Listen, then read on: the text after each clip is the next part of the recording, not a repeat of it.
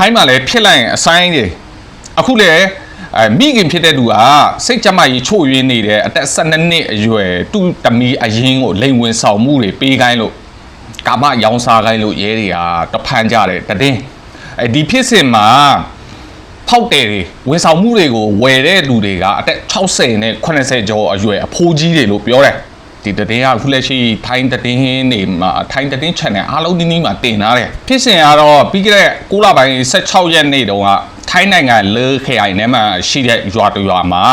ရဲတွေကအသက်32နှစ်အရွယ်အမျိုးသမီးတဦးကိုတဖမ်းကြတယ်တဖမ်းရတဲ့အကြောင်းရင်းကဒီအမျိုးသမီးကသူ့ရဲ့တမီးအရင်ဖြစ်သူစိတ်ကြမ်းကြီးချို့ယွင်းနေတဲ့အသက်12နှစ်အရွယ်သူ့တမီးပေါ့နော်တမီးဖြစ်တဲ့သူကိုသူတို့ရွာရဲ့အနီးပတ်ဝန်းကျင်ရွာ4ရွာလောက်ကိုခေါ်သွားပြီးတော့ကာမတွေရောင်းစားခိုင်းတဲ့လိန်ဝင်ဆောင်မှုတွေပေးခိုင်းတယ်အဲ့ဒါကိုပတ်ဝန်းကျင်ရွာကလူတွေကတိပြီးတော့ရဲတွေကိုလမ်းအကြောင်းကြားလိုက်လို့ရဲတွေကလည်းရောက်လာပြီးဒီအမျိုးသမီးကိုလာဖမ်းတာရဲတွေကဒီအမျိုးသမီးကိုစစ်ဆေးမေးမြန်းကြည့်တော့ဒီအမျိုးသမီးကဆက်စချင်းတော့ညင်းသေးရဲ့သူ့တမီးကိုဒါမျိုးမလုတ်ခိုင်းပါဘူးပေါ့နော်သူကိုယ်တိုင်ကတော့ကာမရောက်စားတယ်ဒါမဲ့သူ့တမီးကိုတော့မလုတ်ခိုင်းဘူးဆိုပြီးတော့သူညင်းတယ်ဒါမဲ့နောက်ဆုံးတော့လည်းဝန်ခံတယ်အိမ်တုံးစရိတ်လို့မိသားစုစားဝတ်နေရေးအတွက်ကြောင့်မို့လို့သူ့တမီးကိုအခုလို့လုတ်ခိုင်းရတာပါဆိုပြီးတော့ဝန်ခံတယ်ပြီးတော့ဒီအမျိုးသမီးကမူးယစ်ဆေးဝါးလည်းတောင်းတယ်လို့ပြောတယ်ရဲတွေကလည်းဒီအမျိုးသမီးဖြစ်တဲ့သူကိုလူကုန်ကူးမှုဥပဒေနဲ့အရေးယူဖို့အတွက်လုပ်နေပြီပြီးတော့ဒီအသက်12နှစ်အရွယ်စိတ်ကြမ်းကြီးချို့ယွင်းနေတဲ့တမီးဖြစ်တဲ့သူကိုလည်းကလေးတငယ်စောက်ရှောက်ရေးအဖွဲ့တွေနဲ့ကြီးရှုစောက်ရှောက်ခိုင်းကြတယ်ပေါ့နော်ပြီးတော့ဒီကလေးကိုစစ်ဆေးမေးမြန်းကြည့်တဲ့အချိန်မှာသူပြောတာက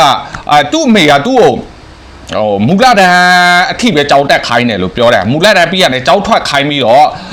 သူ့ရဲ့မောင်လေးဖြစ်တဲ့သူကိုကြည့်ရှုစောက်ရှောက်ခိုင်းတယ်ပြီးတော့သူ့အမေကသူ့ကိုခေါ်သွားပြီးတော့ဒီအနီးနားရွာ4ရွာလောက်ကိုခေါ်သွားပြီးတော့လိန်ဝင်ဆောင်မှုတွေပေးခိုင်းတယ်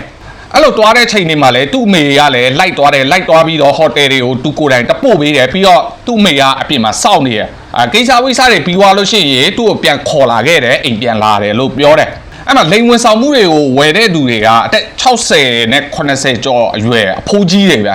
စုစုပေါင်း10ယောက်ဝန်းကျင်လောက်ရှိရလို့ပြောတယ်သူတို့ကဝန်ဆောင်မှုတစ်ချိန်ကိုဘတ်50ဘတ်400ဘတ်1000နဲ့ဝန်ဆောင်မှုတွေကိုဝယ်ကြရလို့ပြောတယ်ရဲရဲ့ကနဦးစုံစမ်းစစ်ဆေးချက်အရဝန်ဆောင်မှုကိုဝယ်ယူပြီးကိစ္စပြီးမြောက်သွားတဲ့သူ6ဦးနဲ့ဝန်ဆောင်မှုကိုဝယ်ယူပြီးကိစ္စမပြီးမြောက်တဲ့သူ2ဦးကိုဖော်ထုတ်နိုင်ခဲ့တယ်အဲ့မှာဝန်ဆောင်မှုကိုဝယ်ယူပြီးတော့ကိစ္စမပြီးမြောက်ခဲ့သူ2ဦးကတော့သူကကလေးမလေးကိုခန္ဓာကိုယ်တွေကိုပုတ်တက်ပြီးတော့စော်ကားဖို့ကြံတာမအောင်မြင်သွားတာလို့ပြောတယ်အခုလက်ရှိမှာတော့ရဲတွေကဒီကလေးမလေးကိုဆေးရုံမှာဆေးတွေပါတစ်စစ်ခိုင်းထားလိုက်ပြီးတော့